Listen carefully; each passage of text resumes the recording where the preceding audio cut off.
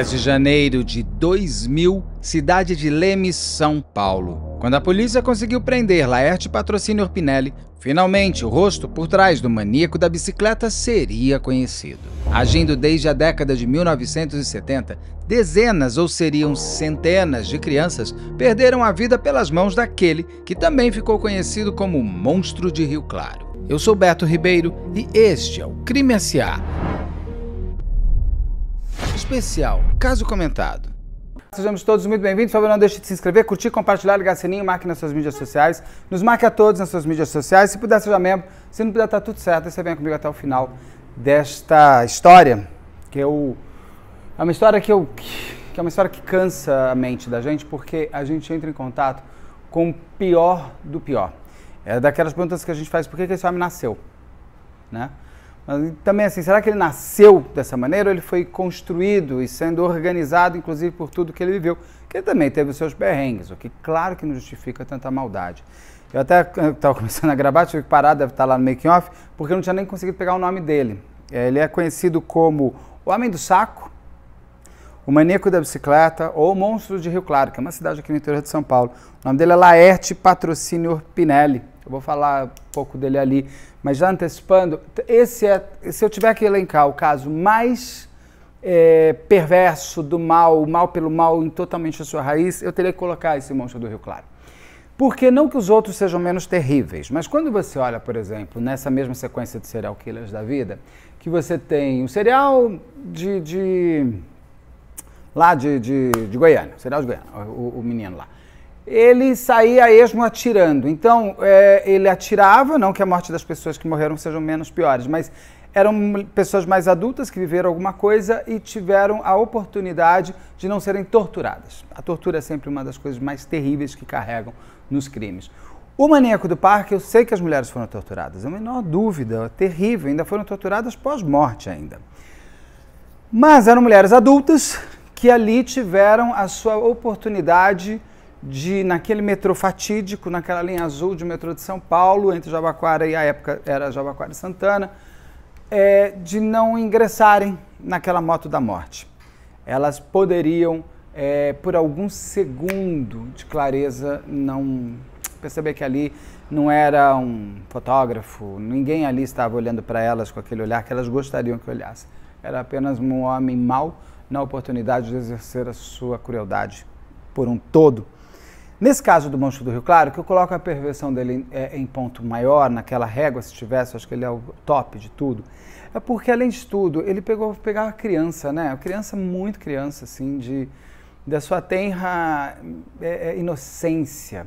E ele era muito safado, muito danado, porque ele sabia enganar os pais das crianças. E antes da gente entrar aqui no caso terrível, vamos falar de coisa boa? Porque eu gosto de falar de coisa boa antes de falar de coisa ruim. Eu estou aqui com a Insider, eu adoro também, adoro essa cor. Adoro mesmo, esse verde eu acho fantástico. Eu vou contar uma coisa para você, eu tenho duas, porque às vezes uma está lavando, eu quero usar a outra. Então hoje, por exemplo, eu vou sair daqui, eu vou para uma live, depois de participar de uma live, eu vou com ela direto. Ah, meu filho, sai daqui, já vou para lá. Então a Insider realmente, eu indico porque realmente, eu uso de verdade, eu gosto mesmo.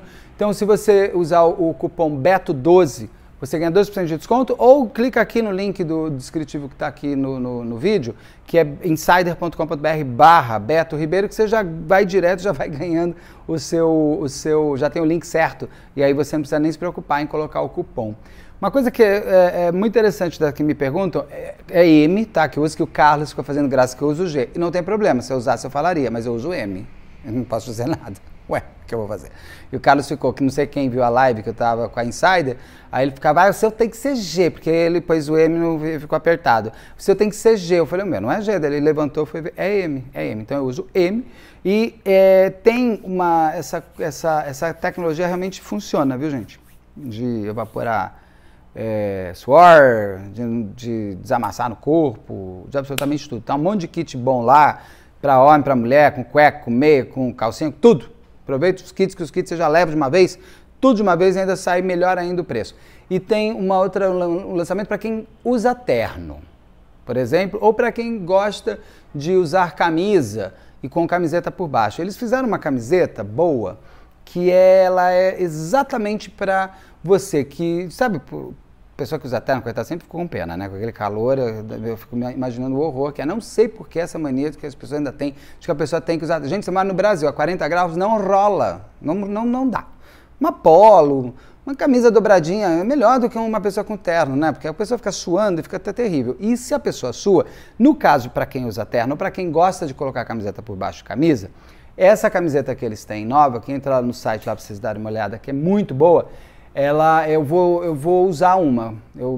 Mas eu usei ela como camiseta mesmo, né? Mas ela é uma camiseta boa para quem usa a camisa e tudo mais, porque ela impede que o suor vá para sua camisa. Porque é terrível você ver uma pessoa de terno com a camisa toda molhada atrás, molhada aqui, é horrível. E essa camiseta ajuda bastante a você que usa terno ou camisa, com camiseta por baixo, a passar menos angústia no coração. Tem gente que usa base de polo também, né? Já vi isso. Então fica a sugestão também que tem esse lançamento ali no canal da Insider, no insiderstore.com.br/Beto Ribeiro. É isso. Agora vamos lá pro monstro. Tem nome bonito, né? Laerte Patrocínio Orpinelli, nome de personagem do Silvio de Abreu. É você falar sobre a triste realidade que existe dessas mentes tão desnecessárias para o mundo. O Laerte nasce lá em 1952 numa cidade chamada Araras, que é uma outra cidade do interior de São Paulo. Ele vem de uma família grande, parece que eram 9 irmãos, ele seria o 7º filho, e ele era o escolhido de mamãe para sofrer consequências drásticas. É óbvio que tudo que se te faz na infância vai te construir no seu caráter futuro. O que não significa, porque ele foi inclusive diagnosticado como psicopata, que a psicopatia dele tenha sido criada. Uma vez que a gente já sabe, o Dr. Guido já falou, a doutora Rosângela muitas vezes, o doutor Carlos também, a doutora Ana Beatriz já me contou isso no podcast fantástico. Beijo para Ana Beatriz Barbosa, que eu adoro. Estamos nos tornando novos amigos. É muito bom quando a gente se torna amigo de alguém que a gente tem tanta paixão pela cabeça, pela mente da pessoa, né? Então essas pessoas todas que têm categoria e credenciais para dizer, eles sempre contam pra gente que psicopatas nascem psicopatas. O que eu me pergunto é, a psicopatia dele foi canalizada para tanta crueldade de criança com o incendiário que ele se torna, aquela gasolina que vem para dentro, por conta dessa infância também sofrida? Porque assim como ele torturava as suas vítimas, ele foi torturado. É interessante que a mãe dele amarrava ele ao pé da mesa. Ele ficava amarrado horas. E é um hábito dele amarrar as suas vítimas. Então você percebe que ele transita, né? Também por um lado, por outro, dentro da sua própria crueldade. Ele tinha também, como criança torturada, ele passa a torturar crianças. O Dr. Guido uma vez me falou que não existe essa lógica da criação do seu desejo, do seu objeto de desejo, né? Ele diz que geralmente nem todas as vítimas são tão iguais dentro dos seus serial killers, que a gente tem essa visão mais romântica por conta de filmes e séries, onde você cria a característica tão forte, mas aí tem a realidade que eu sempre coloco nessas conversas. O Ted Bundy realmente só pegava mulheres do cabelo liso dividido ao meio. As mulheres que o maníaco do parque pegava eram muito parecidas. Esse serial killer aqui, o maníaco de Rio Claro, ou o monstro do Rio Claro, ou o maníaco da bicicleta, ou o homem do saco, a característica dele eram crianças. Ele não tinha uma característica assim, só pega o menino loirinho ou só a menina do cabelo preto. Não. Eram meninas e meninos. Maior parte meninas, mas também se exercia em cima de meninos. Meninos bem crianças ainda, na sua tenra idade ali, que segundo como a Rosângela Monteiro já explicou muito bem, que se caracteriza assim como pedófilo, uma vez que ele pega nas crianças no momento impúbere ainda, né? Onde meninos e meninas são muito parecidos de alguma maneira. Vem bem aquilo que a Rosângela sempre diz. Porque todo mundo põe pedófilo se a pessoa pegou um menino de 14, 15 anos. Não é. A pedofilia exige, como doença, para ser diagnosticada, que se caracteriza até uma idade. Depois é abuso infantil, não obrigatoriamente um pedófilo abusando. Neste caso do monstro de Rio Claro, que foi diagnosticado como um psicopata, ele também tem claras evidências ali de uma pedofilia muito exacerbada, uma vez que ele só pegava as suas vítimas de de criancinhas que não tiveram a chance de completar a sua primeira década de vida.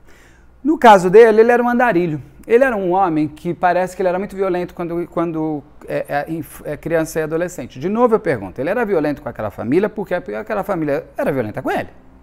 Quem diz que ele era violento? Quem diz é a mãe. A mãe era violenta com ele. Então, será que ele, quando foi crescendo, porque você, enquanto você é criança, você não tem força. A partir do momento que você vai evoluindo, a sua força aumenta. Ele era um homem grande, ele era um homem corpulento. Pelas fotos, parece que ele tinha 1,90 m.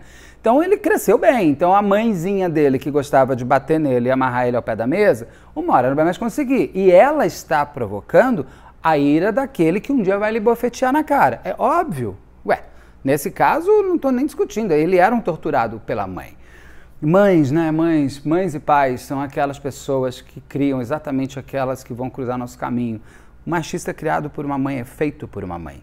Uma pessoa que é muito narcisistinha, que se acha o dono do mundo, é criado por uma mãe que faz ele acreditar que ele é o centro do mundo. Então, talvez essa característica tão forte nele de gostar de maltratar tenha vindo daquele momento lá atrás, quando ele era maltratado. E exatamente por ele não ter raízes familiares, que ele não vai ter raiz com absolutamente nada. Como também eu aprendi entrevistando muitos desses grandes nomes da psiquiatria, um serial killer é uma pessoa que não cria vínculo. Além de ser um covarde, eu gosto muito dessa definição, que o serial killer é um covarde. O serial killer, ele amarra, ele tortura, ele te prende. Ele não está no mano a mano com você. Ele não está no igual com igual para você. Ele não te dá a oportunidade de você cair fora e de você golpear ele. Porque ele quer ter o controle. Mas ele é um covarde. O serial killer é um covarde. Ele age pelas sombras, ele age sem você saber, ele age de uma maneira que ele não vai ser confrontado por outras pessoas que podem, afinal de contas, tirar a coroa dele do ser do mal daquela cena. Eu gosto disso. O serial killer é um covarde e é mesmo. Assim como o serial killer não cria vínculos, como também já aprendemos ao longo aí de 500 entrevistas que eu já fiz com pessoas todas renomadas que eu já citei agora. Por ele exatamente não criar vínculos no dia a dia das nossas vidas, um psicopata a gente cruza com ele o tempo inteiro, né? Porque está lá no trabalho, no universo corporativo está assim, no universo do audiovisual está, todos os universos estão.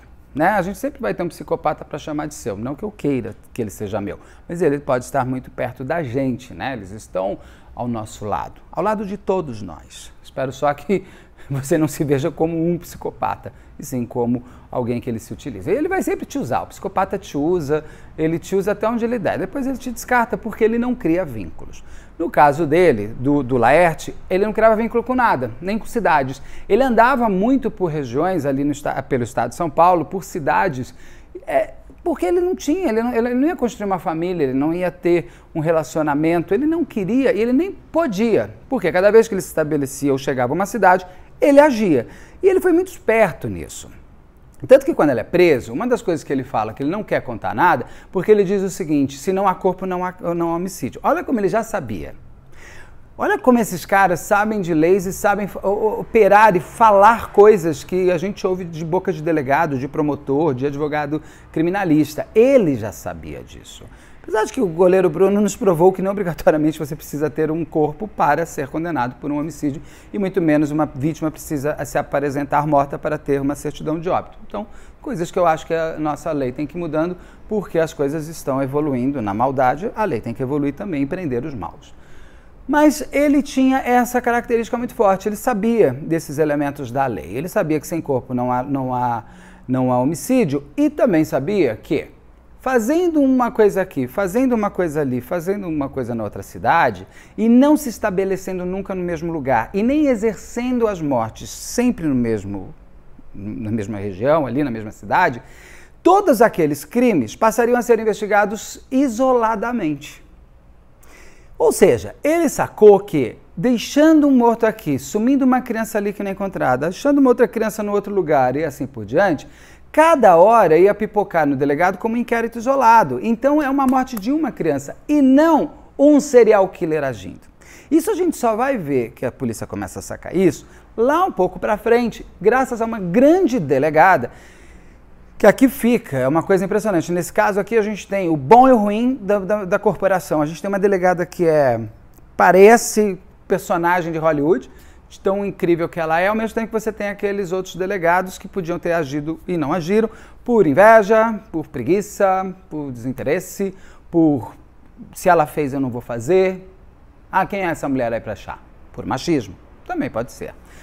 Mas eu vou contando aqui a história dele, para daí a gente chegar às investigações, que é um grande ponto importante, importantíssimo, para que esse homem tenha sido parado. Fico pensando o quanto que ele teria agido ainda mais se ele não tivesse sido ali, naquele momento. Vamos descobrir juntos aqui que durante a investigação ele podia ter sido retirado de cena muito tempo antes. Mas, infelizmente, a polícia não quis agir no momento que podia. Eu digo a polícia, não a corporação, mas as pessoas que ali estavam e que tinham as credenciais que poderiam ter feito.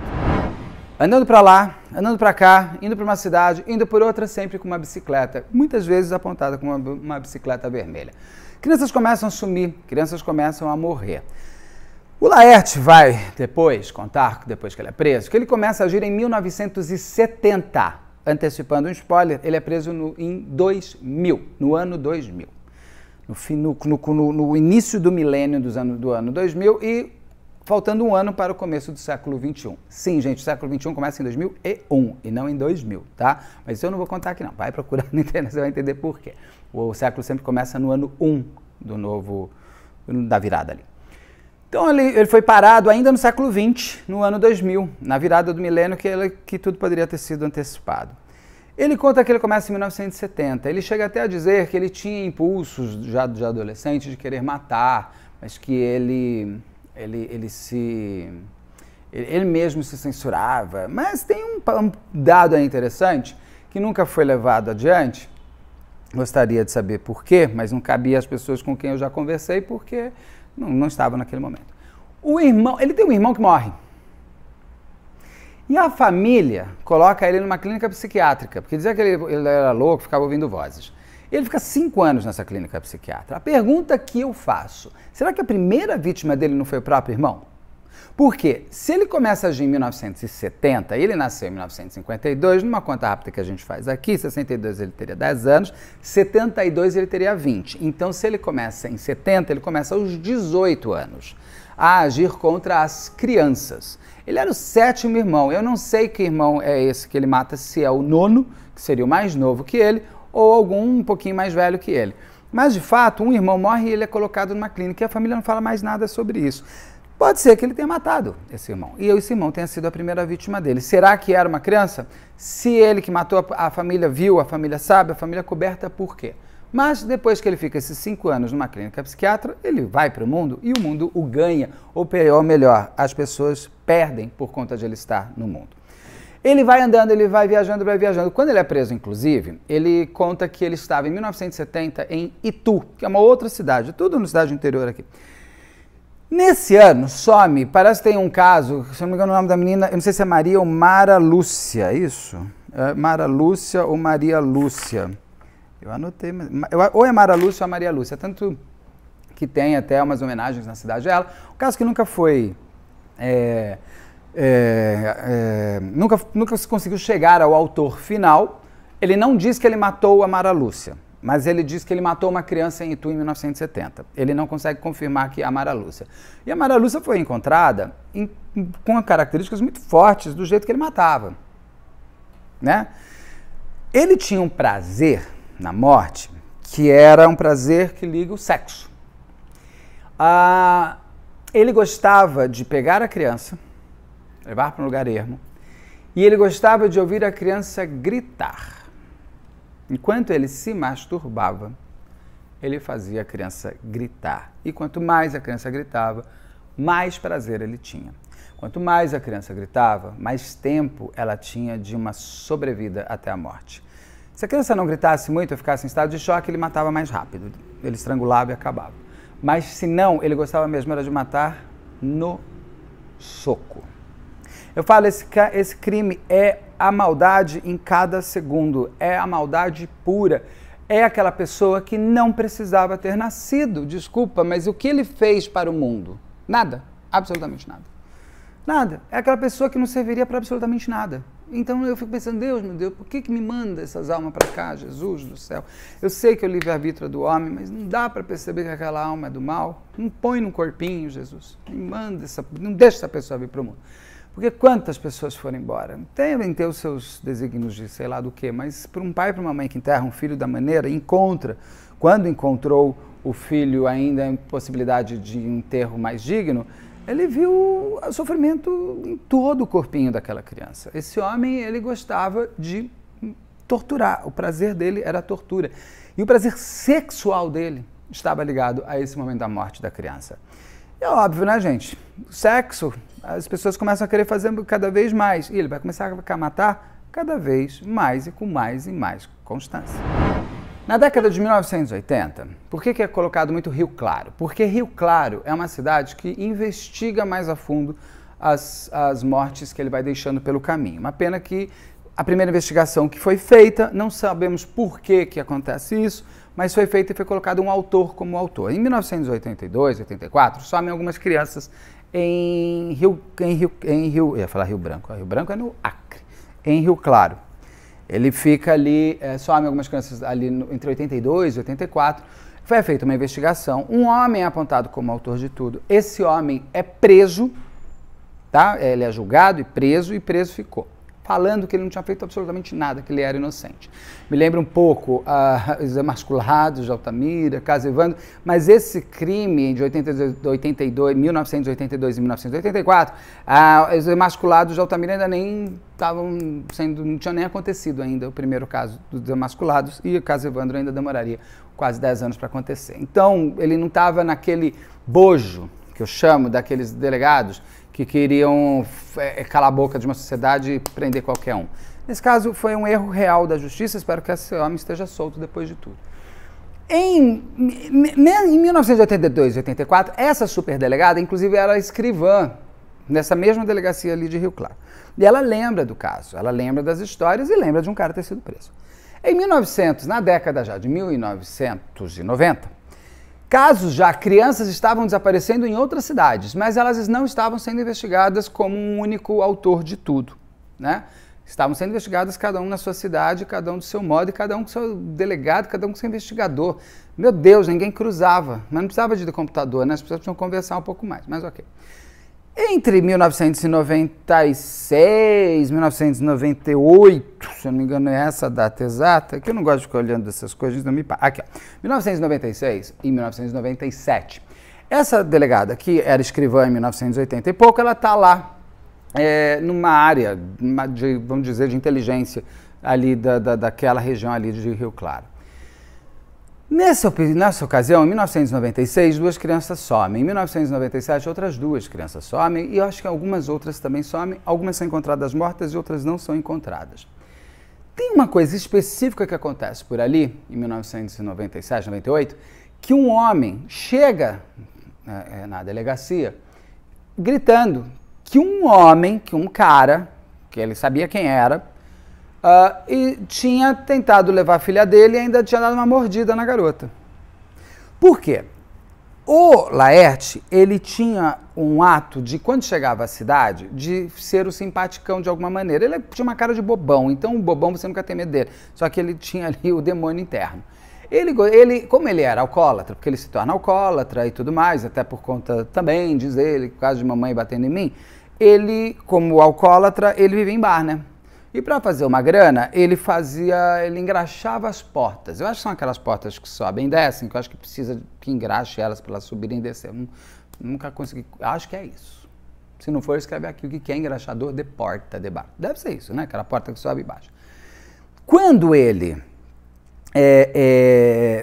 ficava nesses bares, inclusive, ele fazia conexão com pais e mães de crianças e até com crianças, porque é normal, a criança vai visitar o pai, o bar é daquele lugar ali, as pessoas se frequentam dentro do seu próprio polo ali de sociedade local. Então, assim, tá lá um pai bebendo uma cerveja, ia um menino lá, a filha, e ele oferecia uma balinha. Ele oferecia outra balinha. Ele fazia um carinhozinho. Inclusive, um dos meninos que some é filho do dono do bar. Ele, Laerte, estava dentro do bar, fazendo amizade com o pai, criando afetividade com a criança para que a criança não tivesse medo de ir com ele. Olha como ele era esperto na emoção. Um homem daquele tamanho pega uma criança e grita. Para a criança ir com ele, até porque ele ia sempre para o mato, sempre ali na região de Rio Claro, ele ia sempre para uma área que é o horto, que chama ali. Para chegar até ali, a criança tem que ir com ele numa boa, né? Ou na bicicleta, ou não sei o que lá. Um ou outro ele tentou pegar pelo caminho. Talvez fosse uma tara maior por aquela criança que ele não conseguiu exercer contato anterior para a criança ir numa boa. Quase todas as crianças, os pais tinham... Não os pais, não eram amigos, mas os pais sabiam quem era. E as crianças sabiam quem era. E ele já tinha oferecido uma balinha antes. Ele já tinha dado uma Coca-Colazinha para você. Ele já tinha exercido ligação com a criança. Não é aquela história que o pai fala, não pega bala de desconhecido. Ele não era mais um desconhecido. Ele era o homem do bar, o bobão do bar. Então, se criava uma falsa segurança, inclusive para os pais das crianças. E uma das pessoas que some, das crianças que some, é o filho do dono do bar. Imagina quanto que aquela criança viu aquele homem ali andando para lá e para cá. Ele ficava meio que engraxate também, ele vivia por biquinhos que... Ele passava muito desapercebido. Tinha uma coisa assim, apesar de ser um homem enorme, com cara de bobão, ele passava desapercebido pela cidade. Mas, lá em 98, olha só, ele começou em 1970. Eu já estou, 28 anos passaram. Quantas crianças aqui morreram? Olha isso. Em 1998, ele está lá, 97, 98... esse pai chega com essa menina falando que aquele cara tinha agarrado a filha dele e tinha dado uma mordida na garota.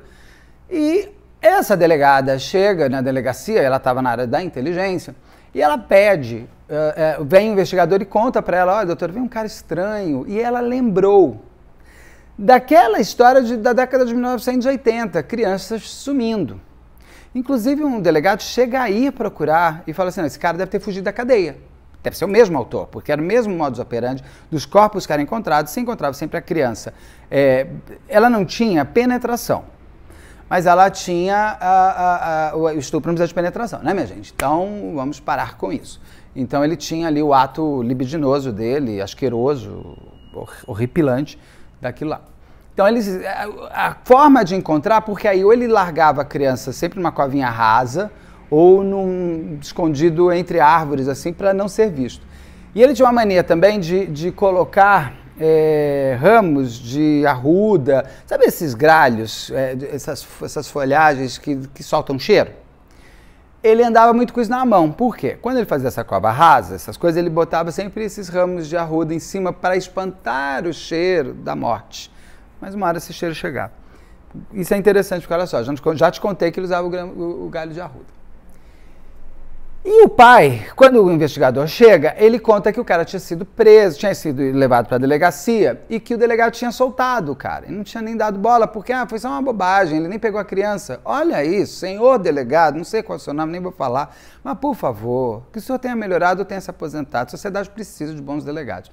Ela vai atrás dessa delegada e corre e pede para falar, gente, pelo amor de Deus, essa história, esse cara, quem é esse cara? Tem tudo a ver de ser o autor das duas crianças que sumiram no passado e as outras duas agora.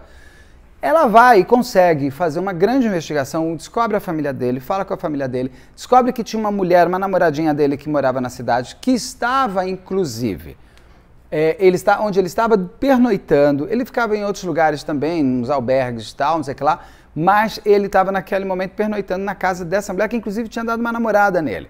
E essa mulher fala para a delegada. Ele foi embora hoje ou ontem à noite porque ele disse que ele está com problema, que a polícia está chegando perto dele. Uma coisa assim, ela solta uma frase muito, muito forte. Ele está indo embora porque a polícia está chegando perto de mim. Essa delegada conta e fala, menino, olha aqui para a mãe. Ela fala, tá aqui. Ele tem tudo a ver as características com esse autor dessas crianças mortas e com as crianças da década de 1980. Sabe o que esse delegado faz? Nada. Ele senta no pudim e senta em cima do inquérito e fala assim, mulher chata. Quer o quê? Quer aparecer? E larga o inquérito. E não dá andamento. E essa delegada não precisa fazer mais nada. Ela, inclusive, foi transferida, tá? Da delegacia. Olha só que mulher danada. Essa é uma mulher porreta, do tipo da mulher que eu gosto. Mas ela não o Moirelles não esquece. Uma pena que ela não podia fazer mais nada. Ela já tinha avisado todos os órgãos competentes. O que mais que a mulher pode fazer? Ir pra rua e gritar? Né? Não dá. Talvez se ela soubesse que ela tinha tanta certeza, talvez ela até tivesse feito isso. Mas ela não podia fazer isso. Essa delegada volta para a delegacia, acho que ele foi preso em 2000, então ela deve ter voltado ali entre 99 e 2000, e já volta como uma delegada mais parruda e mais podendo pedir, como ela pede, para fazer a investigação do caso daquelas crianças. E ela descobre que o cara, que era inocente, realmente ainda continua preso, e ela vai atrás, porque ela já tinha o nome. Ela tinha o nome, Laerte Patrocínio Pinelli. Ela sabia quem era o cara, ela tinha investigado, ela pede simplesmente uma coisa: vamos atrás desse cara, vamos trazer ele aqui para ver se ele fala o que está acontecendo. Ela dá voz, ela solta uma liminar, devia ter conseguido a prisão temporária dele, alguma coisa assim, ou a temporária, ou aquela outra provisória, e conseguem, na cidade de Leme, numa batida policial, conseguem prender o Laerte, que devia já estar um pouquinho mais tranquilo, porque como já tinha passado 1, 2 anos, nada tinha acontecido, vai entrando no seu dia a dia. Inclusive, quando o cara lá tinha sido preso na delegacia, ele estava amarrando a calça dele com um cordão daqueles de peão, sabe, de jogar peão, porque ele inclusive se utilizava desses brinquedos infantis para chamar atenção junto com as crianças. E ele tinha amarrado isso daí. Isso é interessante porque uma das crianças encontradas, uma das crianças encontradas, essa criança a única que tinha sido, inclusive, enforcada com esse negócio de peão. Ó, que coisa. E ela segue na investigação, quando ele é preso ali na cidade de Leme, ele vai para Rio Claro e ali começam as conversas. E ele não abre nada, ele fala que não fez nada. Eu não fiz nada, vocês são tudo mal, eu sou uma pessoa boa, eu nunca matei nada e eu não vou matar, eu não fiz nada. E ele fala, se não há corpo, não há homicídio, então não tem que falar nada. Aí a delegada dispara que ela prende ele numa quinta-feira. Na sexta-feira, ele não fala nada. No sábado, ela tem uma ideia muito boa. Vamos levar ele até o local? Vamos levar ele até o seu cemitério? Porque, por exemplo, o próprio Maníaco do Parque, quando ele chega no cemitério dele, ele tem uma transformação visual. Ele muda, porque ali é o local dele. Claro que o Orpinelli, ele não tinha um local exato, ele não era que nem o serial killer, o Maníaco do Parque, que ele, dentro do parque do estado, ele tinha um lugar para se chamar de cemitério do Maníaco do Parque. O Orpinelli, esse Laerte horroroso, ele usava o horto inteiro, então ele não era um lugar só, ele ia jogando para um lado para o outro, o horto é uma coisa gigante. Mas era um local de prazer, né? Ela estava buscando o quê? Vamos levar para um lugar onde ele exerce o prazer dele. Vamos lá. E ele continua não falando nada. Quando ele está voltando para a delegacia, tem um pai de uma das crianças esperando ele chegar. Isso que o homem está muito nervoso, toda a razão da vida dele, que ele fala, você frequentou a minha casa, minha filha te conhecia, ela só foi, você matou a minha filha, você fez isso. E os investigadores, tentando conversar com ele, o seguinte, cara, você fez, pelo menos dê dignidade a essas pessoas, tenha um pouco de compaixão, que é uma bobagem, né? Porque o psicopata, ele não vai pela compaixão, ele vai pela vaidade, que vai acontecer nisso daí. Quando ele resolve, por conta desse pai, eu acho, muita gente vê de ele olhando para o pai e tendo um pingo de humanidade. Eu não acho. Eu acho que é vaidade de o pai saber que foi enganado por ele e que ele matou seu bem mais precioso. Isso é prazer doente, isso é prazer do mal. Nada como ele olhar para a cara do pai, daquela menina, que ele foi a última visão da filha. Ele sabe o quanto ela chamou por aquele pai. Ele sabe o quanto ele fez mal para a filha dele e ele sabe que ele enganou aquele cara. Isso para mim é muito mais do que, coitadinho desse pai, vou dar uma oportunidade para a filha dele ser enterrada. Nada, tá nem aí. Ele só tá exercendo o prazer dele do mal, o prazer de ser psicopata mesmo. Nesse momento, ele tem algumas coisas que me lembram um pouco até o Vampiro de Niterói. Ao longo de décadas daqui a pouco, entrevistando pessoas sobre crime e já tendo visto 500 mil casos e tudo mais, eu sempre aprendo, e eu gosto de aprender. Tem o advogado do Vampiro de Niterói, que está aqui no canal, a entrevista dele, ele me fala algo que eu falei, nossa, interessante. E depois eu conversei com psiquiatras forenses e tal, que eles confirmaram. O psicopata, muitas vezes, ele tem tanto prazer em ele ser o centro da atenção que ele começa a aumentar. O Vampiro de Niterói, parece que ele matou 7 meninos. Ele dobrou a aposta. Ele fala que matou, sei lá, 15. Só que você vai olhar, até o 7º é uma morte diferente. O 8ª morte, quando ele fala, é igual à primeira. A 9ª é igual à segunda. Aí ele gosta de ver na cara da pessoa, o fascínio dele é ver o terror que ele causa, né? Aí ele começa a falar que ele tomava sangue das crianças. Por isso que ele vira Vampiro de Niterói. Mas parece que ele nem tomava. O maníaco do Trianon, ele falava para que está aqui no canal também, ele fala para uma repórter que ele pega a faca suja de sangue que tirou do corpo do cara, vai lá, abre a geladeira, corta um pedaço de queijo, passa no pão com sangue e come. Ele tá de papo, ele tá falando aquilo lá para causar. E ele ainda fala para a repórter, você não vai ficar horrorizada não, né? Posso falar? Não vai saber, mas time mentiroso, nada, é bobo. E aí, esse cara, esse Laerte, ele deve ter matado muito. Mas, se for verdade, isso tudo eu acho que ele se torna o maior serial killer do Brasil, porque um dos maiores do mundo. Tudo bem que ele agiu durante 30 anos. Ele começa em 1970, ele é preso no ano 2000. Durante 30 anos, um ser do mal dessa maneira, onde o prazer sexual dele está ligado à morte das suas vítimas, ele deve ter exercido muita gente morta. Bastante, não tenho a menor dúvida. Ele diz, num certo momento, que é perguntado para ele, que se ele não achava horrível o que ele tinha feito, ele fala que matar criança era igual matar passarinho para ele, que ele não tinha problema nenhum. Eu acho horrível uma pessoa que me fala, numa comparação, matar criança é igual matar passarinho. Mas você consegue matar passarinho, o que seja, ele consegue matar. Mais psicopata, impossível. E aí perguntaram para ele, quantos passarinhos você matou? Ele responde para a polícia, olha, eu parei de contar no 100. Será que aí já não está aquele prazer de ser enorme, aquele prazer de ser cruel, aquele prazer de você achar ele o maior monstro do mundo? Pode ser, mas pode ser que ele tenha matado mais de 100. Ele de fato leva daí a polícia ao horto e indica lugares por onde ou as crianças foram encontradas ou passam a encontrar ossadas. Ele também fala... Eles acham uma caderneta dele com uma linha do tempo por onde ele passou, onde ele ficou e tal, e eles começam a cruzar e a perguntar para ele começa a falar de cidades próximas que ele tinha exercido o horror dele com algumas crianças de outras cidades, naquele período de tempo. E eles batem e realmente as crianças morreram ou desapareceram exatamente naqueles períodos. Então você começa a ligar ele a outros crimes em outras cidades também, o que vai transformando o bojo dele de número de crianças ainda maior. Oficialmente não se tem um número oficial eu não achei, pelo menos, o número exato das mortes dele, nem quando eu entrevistei pessoas ligadas ao crime não me falaram, não tinha. Ele foi condenado por alguns homicídios colocados para ele, exatamente, mas o número certo de quantas vítimas ele fez, não tinha. Não se chegou ao número, porque ele mesmo fala, né? Que ele matou mais de 100. E mostravam fotos para ele de crianças desaparecidas e ele falava, essa é a Laurinha, essa é a Dionísia, esse daqui é o Mateus. Ele sabia até o nome das crianças e falava onde elas estavam, ou já tinham sido encontradas, ou como elas tinham morrido. Ele tinha uma excelente memória. Parece que a memória dele era boa mesmo. Ele gostava até de ficar pegando o nome das pessoas que estavam próximas ali da polícia para chamar a pessoa pelo nome. Então ele tinha esse... Diferente de mim, que esqueço, ele sempre lembrava. Porque assim ele sabe que ele se torna fascinante, né? E amedrontador, porque um serial killer saber seu nome, você não quer muito, né? Ele é levado a julgamento por 6 vítimas no final, que foram comprovadas e colocadas, porque não adianta ele falar, ele precisa ter.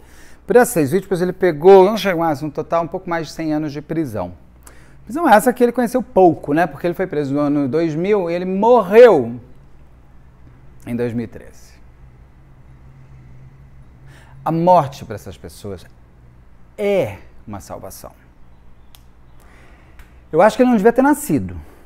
Eu não fico triste que ele tenha morrido, mas eu acho muito pouco ele ter ficado só 13 anos na cadeia.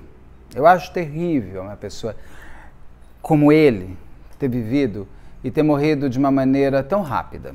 Porque, não que eu quero que ele sofra e seja torturado, de maneira nenhuma, não é isso que eu quero dizer, mas que ele ficasse na prisão, porque eu acho que a prisão ela não é boa nem para psicopata nem para ninguém. Tudo bem que sempre me falam que na cadeia um psicopata vira líder, mas como ele matou criança, eu acho que na cadeia ninguém gostava muito dele não. Então ele viveu pouco tempo, né? Pouco, porque Você olha e fala, pô, ele tinha essa característica tão forte de tirar a vida e ele morre de uma maneira tão rápida, de não pagar pelos seus erros mesmo. Acho que ele tinha que ter ainda... Eu acho que a morte ela é muito saborosa para quem fez tudo aquilo que ele fez.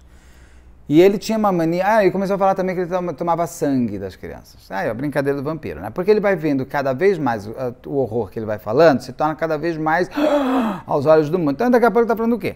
Ele fazia a necrofilia, igual o Maníaco do Parque. No caso, o Maníaco do Parque, ele não conta todos os seus detalhes mórbidos. A polícia descobre. Tem lógica na descoberta. Ele se torna canibal porque ele já estava arrancando pedaços do corpo. O corpo, você percebia que ele tinha sexo, no caso do Maníaco do Parque, e o corpo já estava em rigidez cadavérica no formato de um ato sexual, que ele montava depois que a mulher tinha morrido. Então você percebia que ele tinha todas essas características cretinas, mas que ele realmente fazia. Eu acho que esse Monstro do Rio Claro, ele não foi tão longe do que ele realmente era. Mas eu acho que alguma coisa ou outra deve ter pesado mais para criar uma coisa. Ele também gostava de, para dar entrevista, pedia, sei lá, esfirra e guaraná, sei lá o que ele pedia. Quer me entrevistar? Eu quero me esfirra. Mas, né, pelo amor de Deus. Ainda tinha gente que dava esfirra alimentando o ogro. Não acho muita graça nisso, não. Acho que a gente não tem que...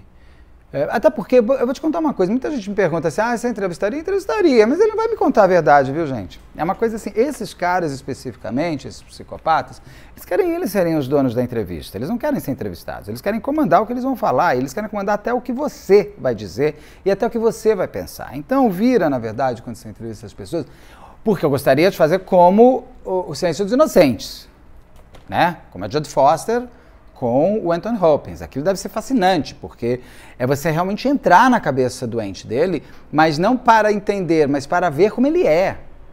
Aquilo é uma outra história, para escrever um livro, de repente, e tal. Agora, uma entrevista, por exemplo, entrevistar um monstro de Rio Claro. Eu prefiro de verdade falar com o pai das meninas que morreu, de alguma menina que morreu, de algum menino que morreu. Eu acho que eu prefiro dar voz à vítima. Mas, claro, entrevistaria o Maníaco do Parque? Entrevistaria. Se ele quiser me dar uma entrevista, eu dou. Mas de novo, ele não vai me contar. Ele vai ficar brincando de ser o dono do mundo. E eu não tenho muita paciência. Então eu fico... gente, tá bom, vai o dono do mundo. Sei. E essa história, para mim, mais terrível que existe do Monstro do Rio Claro, por conta desse mal tão 100%. De novo, não que os outros não sejam mal 100%, mas é que ele é inteiramente, né? E ele viveu muitos anos exercendo essa coisa terrível. Bom, você me conta qual o próximo caso comentado você quer que eu traga aqui para a gente falar dessas coisas tão enigmáticas para a gente entender. E fica a minha dica, né? Você tem mãe, você é mãe, pai... tudo bem que essas crianças, de novo, ela não estava pegando bala de estranho, porque aquele cara não era mais estranho. Mas a gente precisa ficar ligado, quem chega perto dos nossos filhos, também tá para ficar neurótico, hein, gente? Tem que saber dar equilíbrio. Com equilíbrio tudo pode. Agora, eu não acho que criança tem que frequentar bar, mas é a minha opinião. Se filho eu tivesse, meu filho não entraria no bar, porque eu acho que não tem criança que frequenta bar. Eu não sei quem está lá, quem está chapucando, bebendo, não sei se dá um copo de cerveja para meu filho. Se tivesse filho, não deixaria meu filho frequentar um bar de adultos. Fica também essa dica. Não vamos deixar, a criança tem que ser protegida, a criança não tem que ser liberada para algumas...